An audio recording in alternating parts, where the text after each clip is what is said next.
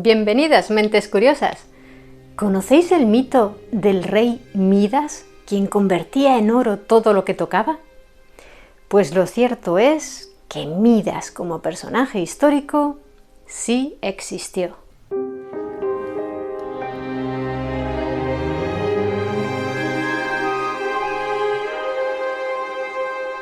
A finales del segundo milenio antes de Cristo, un pueblo originario de Macedonia se asentó en la península de Anatolia, en el territorio de la actual Turquía. Eran los frigios. En su época de mayor esplendor, en torno a los siglos VIII y VII a.C., mantuvieron buenas relaciones con los griegos. Y es precisamente a través de estos, de su mitología, que ha llegado hasta nuestros días la leyenda referente al monarca más famoso de Frigia, el rey Midas. Con la ayuda inestimable, eso sí, del poeta romano Ovidio, que la incluyó en el libro 11 de su colosal obra Las Metamorfosis, escrita en los primeros años de nuestra era. Como toda leyenda, los detalles varían de versión en versión en función del gusto de cada autor, pero en líneas generales se cuenta que el rey Midas consiguió capturar a un genio o sátiro de aspecto anciano llamado Sileno, que había sido padre adoptivo y maestro del dios del vino, Dioniso. ¿Y por qué quería capturarlo? Porque se decía que cuando Sileno estaba ebrio, que era la mayor parte del tiempo, poseía una gran sabiduría y Midas ansiaba aprender de él. Para atraparlo, Midas hizo que reemplazaran el agua de la fuente donde Sileno solía beber por vino, y así, cuando éste se emborrachó y se quedó dormido, los hombres de Midas lo llevaron hasta el rey. Midas recibió a Sileno con mucha amabilidad y organizó en su honor una fiesta que duró 10 días y 10 noches, durante las que Sileno enseñó a Midas muchas cosas acerca de la naturaleza y la historia. Luego, Midas llevó a su invitado ante Dioniso, quien, muy contento por reencontrarse con su antiguo maestro y en agradecimiento por lo bien que Midas lo había tratado, le ofreció a éste el deseo que quisiera. Y Midas, en palabras de Ovidio, respondió: «Haz que cuanto con mi cuerpo toque se convierta en bermejo oro». Dioniso le concedió su deseo y Midas enseguida probó su nuevo don. Tocó la rama de una encina, una roca, unas espigas, una puerta, un chorro de agua. Todo se convertía en oro y Midas estaba muy feliz. Pero la alegría le duró lo que tardó en tener hambre. Cada vez que intentaba morder un alimento, este se transformaba en oro al contacto con sus dientes. Y lo mismo sucedía con el agua y el vino, que se convertían en chorros de oro imposibles de tragar. Al darse cuenta del grave error que había cometido, Midas le suplicó a Dioniso que le liberara de su deseo. El dios del vino se apiadó de él y lo envió al río Pactolo, donde debía sumergir su cuerpo para purificarse. Midas así lo hizo y se liberó de aquel fatídico don. Desde entonces, el río Pactolo arrastró en su caudal un sinfín de pepitas de oro.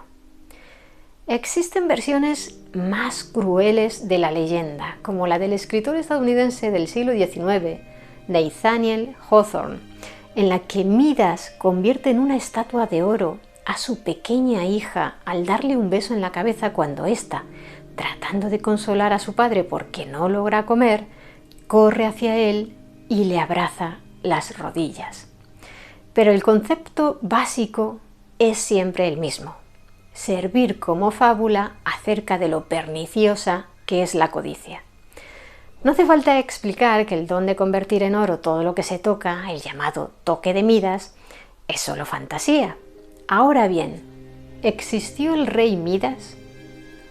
Pues sí, De hecho, hay indicios de que hubo más de uno en la historia de Frigia. El que inspiró la leyenda probablemente sea el que gobernó entre los años 718 y 709 a.C., según fuentes orientales, o entre los años 740 y 695 a.C., según la crónica del obispo e historiador Eusebio de Cesarea. Y su nombre también está vinculado a otra famosa leyenda, la del nudo gordiano, que era imposible de desatar. Aquel mito, narrado por el historiador grecorromano Flavio Arriano en su Anábasis de Alejandro Magno, cuenta que en una ocasión en que los frigios estaban muy preocupados por los disturbios civiles, el oráculo de Telmeso les dijo que un carro tirado por bueyes les traería un rey que pondría fin a sus discordias. Entonces llegó en un carro tirado por bueyes Midas, hijo del labrador Gordias, y los frigios lo eligieron rey. Otras versiones cuentan que al que hicieron rey fue a su padre, Gordias, y que luego Midas heredó el trono, lo que concordaría mejor con la teoría de que la capital del reino de Frigia, Gordio, también conocida como Gordium o Gordión, la fundó el progenitor de Midas y por eso llevaba su nombre. En cualquier caso, el elegido, ya fuera Gordias o Midas, ofreció aquel carro al templo de Zeus, atándolo a una columna con una soga hecha de corteza de cornejo mediante un nudo tan enrevesado y complicado que nadie podía desatarlo. El cronista Quinto Curtio Rufo lo describe como varios nudos, todos tan fuertemente enredados que era imposible ver cómo estaban atados. En otras versiones, lo que estaba atado al carro era el yugo y una lanza, envueltos en una gruesa bola de cuerda, cuyos extremos estaban escondidos en el interior del propio nudo, por lo que no había manera de deshacerlo. La leyenda tiene su continuación siglos después, a finales del año 334 a.C., cuando Alejandro Magno llegó a Gordio. Por aquel entonces, Frigia ya había sido conquistada por los persas y se había convertido en una satrapía, es decir, una provincia persa. Pero en el antiguo palacio de Gordias y Midas aún se conservaba el carro, que seguía atado por el nudo gordiano. Un oráculo había predicho que aquel que consiguiera desatar el nudo estaría destinado a gobernar toda Asia. ¿Existió realmente el nudo gordiano? No existen pruebas materiales de ello, pero a diferencia del toque dorado de Midas, de esta leyenda no se puede afirmar con seguridad que sea fantasía. Real o no, sirvió para reafirmar la figura de Alejandro Magno como legítimo conquistador de los territorios asiáticos. Según algunas versiones, Alejandro llegó, examinó el nudo con mucha atención y a base de paciencia e inteligencia logró deshacerlo. Pero la versión más popular, que se ha convertido en un ejemplo clásico de pensamiento lateral, es que Alejandro sacó su espada y cortó el nudo de un tajo, tras haber deducido que daba lo mismo cortarlo que desatarlo, pues el resultado sería el mismo. Aquella noche se produjo una tormenta con muchos rayos, lo que se interpretó como la confirmación de que Zeus estaba de acuerdo con la solución hallada por Alejandro. ¿Y cómo nació la leyenda del toque dorado de Midas? Se cree que pasó a formar parte de la mitología griega a raíz de un presente que el rey Midas de Frigia hizo al oráculo de Delfos, un lujoso trono real que supuestamente empleaba cuando hacía de juez. Los reyes frigios tenían fama de poseer grandes riquezas, en especial oro, ya que éste se encontraba en varios ríos de la península de Anatolia, entre ellos el río Pactolo, ¿recordáis? Aquel en el que Midas se bañó para liberarse de su don. El río Pactolo, al parecer, era rico en oro, sí, pero no en el oro en el que estáis pensando, sino en electro. El electro es una aleación de oro y plata en una proporción aproximada de 4 partes de oro por 1 de plata, que se encuentra en la naturaleza y que tiene un color parecido al del ámbar. Los antiguos griegos lo llamaban oro blanco para diferenciarlo del oro refinado. Las monedas acuñadas por el antiguo reino de Lidia, que se encontraba en la misma región, demuestran que efectivamente había electro en los ríos de la zona. A pesar de que el historiador griego Heródoto contaba que la ofrenda al oráculo de Delfos la hizo Midas, hijo de Gordias, también afirmaba que Midas había sido el primer monarca extranjero en realizar una ofrenda a Delfos y que lo hizo ante el rey Giges de Lidia, cuyo reinado duró desde el 680 al 644 a.C. Es decir, que cronológicamente no concuerda del todo con el reinado de Midas, que fue un poco anterior. Eso mantiene abierto actualmente el debate entre los historiadores que creen que quien donó el trono al oráculo de Delfos fue otro rey frigio, también llamado Midas, pero posterior al de la leyenda del nudo gordiano. Según fuentes griegas, el Midas que gobernó Frigia a finales del siglo VIII a.C. se casó con una princesa griega llamada Demódice y mantuvo muy buenas relaciones comerciales con los griegos. Durante su reinado, Frigia prosperó, pero a principios del siglo VII, los cimerios, un pueblo nómada y ecuestre que habitaba en la región norte del Cáucaso y el Mar Negro, invadieron Frigia y destruyeron su capital, Gordio. Las excavaciones arqueológicas llevadas a cabo en el sitio donde se hallaba Gordio demuestran que efectivamente la ciudad fue incendiada y destruida en aquella época. Viéndose perdido ante el ataque de los cimerios, Midas optó por suicidarse, según el geógrafo e historiador griego Estrabón, bebiendo sangre de toro. Ya sé lo que estáis pensando. ¿La sangre de toro es venenosa? En los textos griegos se habla también de otros personajes que se suicidaron bebiendo sangre de toro, pero por la descripción de la forma en que morían quienes la ingerían, lo más probable es que fuera una manera poética de referirse al rejalgar, un sulfuro de arsénico natural que se encuentra en forma de granos o cristales rojos, de ahí que lo llamaran sangre de toro.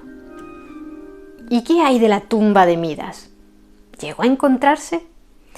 En el año 1957, en el yacimiento de Gordio, el arqueólogo estadounidense Rodney Young y un equipo de la Universidad de Pensilvania excavaron en el interior de un gran túmulo de 300 metros de diámetro y 53 de altura, hasta encontrar una cámara mortuoria digna de un rey, de 5 metros de ancho por 6 de largo.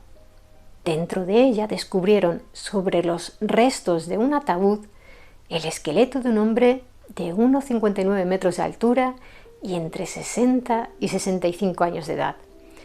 En los restos de su sudario, así como en otros fragmentos de tejidos hallados en la tumba, se encontró goetita, un pigmento de óxido de hierro que puede presentar un color amarillento, brillante y sedoso, es decir, que tal vez sus ropajes parecieran estar hechos de oro.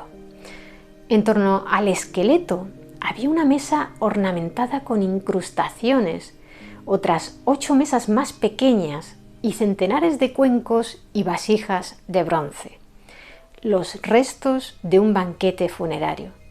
Como los cuencos aún contenían restos de comida, se pudieron analizar estos y averiguar el menú: guiso picante de cordero a la parrilla con lentejas, miel y aceite de oliva.